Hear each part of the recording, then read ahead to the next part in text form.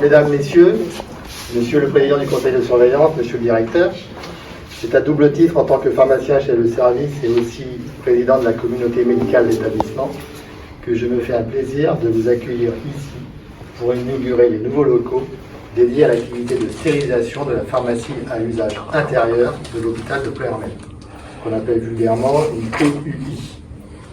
Vous en conviendrez, c'est toujours agréable d'avoir à fêter un événement alors que l'actualité actuelle est plutôt morose. Recrudescence de Covid, tension sur les effectifs hospitaliers, inflation, guerre en Europe. Vous savez tout ça mieux que moi.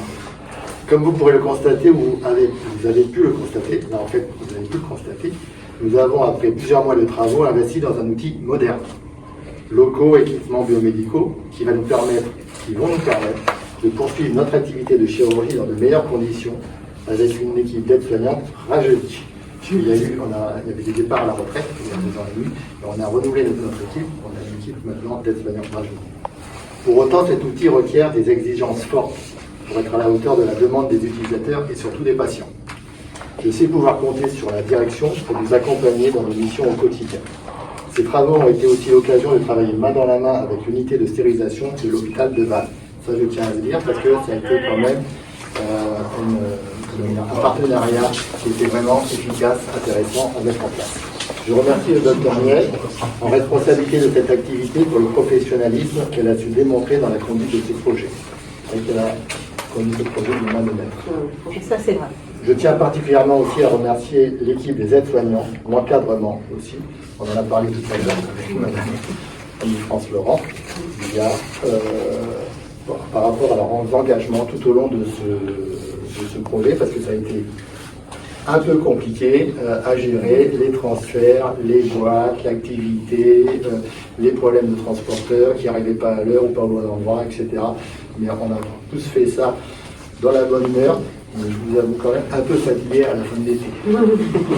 Voilà, je vous remercie. Merci à vous.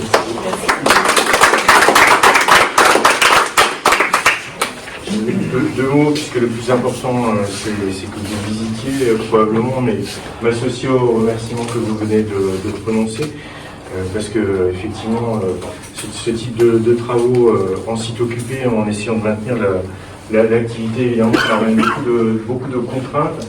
Et donc, il faut souligner les efforts qui ont été faits par tous les professionnels, du pilotage jusqu'aux aides-soignants qui ont porté tout ça, avec des périodes plus ou moins difficiles, mais globalement tout le monde a bien compris, je pense, l'intérêt qu'il y avait de renouveler la stérilisation. Saluer, comme vous l'avez fait, Président, la stérilisation comme un projet emblématique de coopération forte entre 2 établissements, à la fois dans la préparation, dans le dispositif, parce que beaucoup d'équipes ont participé à tout ça. Il y a des travaux, il y a de l'informatique, il y a de la logistique, il y a des services de soins, il y a le bloc opératoire, il y a la stérilisation. Donc c'est vraiment un travail très transversal, comme souvent à l'hôpital. Et on a partagé des compétences, on avait une ambition commune d'assurer la continuité de la prise en charge, pendant des travaux qui ont duré quand même plusieurs mois, qui sont complexes. Vous saurez le dire mieux que moi, mais en tout cas, tout ça a nécessité beaucoup de réflexion, et je pense que ce travail d'équipe que vous avez souligné montre à quel point, quand 2 établissements travaillent ensemble sur des problématiques complexes, on réussit à faire de belles choses ensemble. Le deuxième élément que je veux souligner, c'est qu'au-delà de la rénovation de la stérilisation, qui en soit pratiquement un événement, il faut souligner que sans ces travaux, on aurait probablement perdu l'autorisation d'avoir une stérilisation. Et une stérilisation, c'est indispensable si on veut avoir une activité de bloc opératoire. Donc symboliquement, il me semble que ça manifeste une ambition qu'on affiche depuis longtemps et parfois pas toujours bien intégrée. Sans doute y a-t-il des craintes dans le territoire, mais en tout cas, investir 750 000 € dans un tel outil est pour moi le symbole d'une volonté de développer une activité chirurgicale sur ce territoire. On vient de visiter, vous allez le refaire, vous allez voir que c'est un outil aux normes, moderne, sécurisé, et qui permet d'avoir un volume d'activité conséquent. Donc merci à nouveau à tous ce travail collectif et soulignons une dernière fois ensemble que cet outil est extrêmement utile au développement de l'activité chirurgicale. Merci à tous. Conseil de surveillance, effectivement, je suis ravi de voir ce travail aboutir. Je suis ravi de voir que ce projet annoncé ait véritablement pris forme sous cette forme que j'ai eu l'occasion de voir et que je peux mesurer tout l'investissement qui a été réalisé, conséquent, et qui augure effectivement une forme de pérennisation de l'activité sur le site.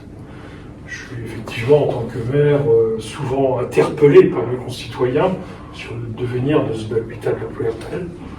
Plus tard qu'hier, encore en réunion de conseil, j'étais encore interpellé sur le devenir. Qu'est-ce qui va devenir dans 5 ans, dans 10 ans? Je sais pas, je suis pas devin, mais aujourd'hui, au regard de ce que je vois, de ce que j'observe, c'est qu'il a pleinement sa place et c'est que, en aucune façon, on le structure pour le déstructurer. Au contraire. Et ça fait partie des beaux outils. Ça fait partie des outils de consolidation. Il est évident que si on veut pouvoir continuer, il nous faut un hôpital performant et de qualité. Dans la notion de qualité, il importe justement d'avoir des outils de ce genre, comme la stérilisation, qui doit être absolument parfaite, un dispositif de contrôle ne souffre pas d'une anomalie, quelle qu'elle soit. Donc je comprends que de l'argent a été mis dans cet ordre. Si de l'argent est mis là, c'est qu'il y a une véritable volonté de maintenir la bonne activité sur le site, et je ne peux que m'en réjouir. En tout cas, félicitations aux initiateurs pour notamment le travail mené. J'ai pu mesurer un peu les choses. Je vois un petit peu que, je dirais, le perfectionnisme a été une ligne de conduite, et c'est très bien. Et c'est très bien, on a besoin de ça sur le site si on veut véritablement tenir haut et fort l'hôpital Le Pleuhermal et continuer justement à bien fonctionner et à faire à ce que tous nos concitoyens nous fassent pleinement confiance. De ce que j'ai vu, ils peuvent y aller. Merci. Merci.